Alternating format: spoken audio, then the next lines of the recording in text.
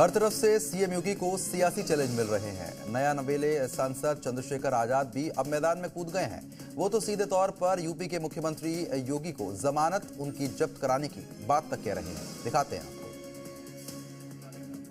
ये चुनौती नगीना से सांसद चंद्रशेखर आजाद ने सीएम योगी को दी। उन्होंने मुरादाबाद में रैली के दौरान भले ही कार्यकर्ताओं में जोश भरने की कोशिश की हो, लेकिन सीएम योगी को एक बड़ा और खुला चैलेंज दे डाला।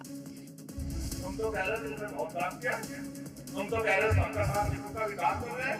अगर हिम्मत है मुख्यमंत्री जी तो फिर चुनाव करा के देखो, अगर आपकी जमानत जब्त नहीं हो गई। चंद्रशेखर आजाद यही नहीं रुके और जुबानी वार करते हुए ये तक कह दिया, अगर दम है तो वो बिजनौर से चुनाव लड़कर दिखाएं। मैं तो मुख्यमंत्री के यहाँ आया हूँ लड़ने के लिए।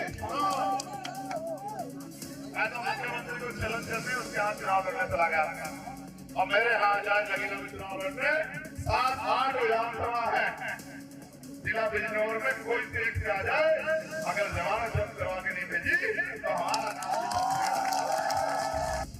अब चंद्रशेखर आजाद के इस बयान से यूपी की सियासत गर्मा चुकी है, क्योंकि कुछ ऐसा ही अंदाज चंद्रशेखर का लोकसभा चुनाव के दौरान भी था और इस चुनाव में वो दलित वोट बैंक को रिझाने में कामयाब हो गए और नगीना से सांसद बन गए। जबकि बयान के बाद चंद्रशेखर का रोड शो विवादों में लगातार घिरा हुआ है। उनकी रैली में आजाद समाज पार्टी के कार्यकर्ताओं ने ट्रैफिक रूल की धज्जियां उड़ा दी,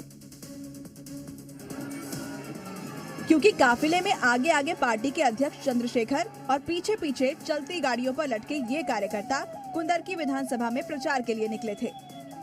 लेकिन जिस तरह कार्यकर्ताओं ने ट्रैफिक नियम की धज्जियां उड़ाई, अब इस पर सवाल खड़े हो रहे हैं, क्योंकि इस रैली में भले ही सियासी दम दिखाने की कोशिश हुई हो, लेकिन कार्यकर्ता हूटर बजाते हुए फर्राटे भर रहे थे। चंद्रशेखर आजाद के काफिले में कार्यकर्ता कारों की खिड़कियों और छतों पर चढ़कर नारेबाजी कर रहे हैं और पार्टी प्रत्याशी के समर्थन में वोट मांग रहे हैं। लेकिन वोट मांगने के इस अंदाज पर प्रश्न चिन्ह लग चुका है।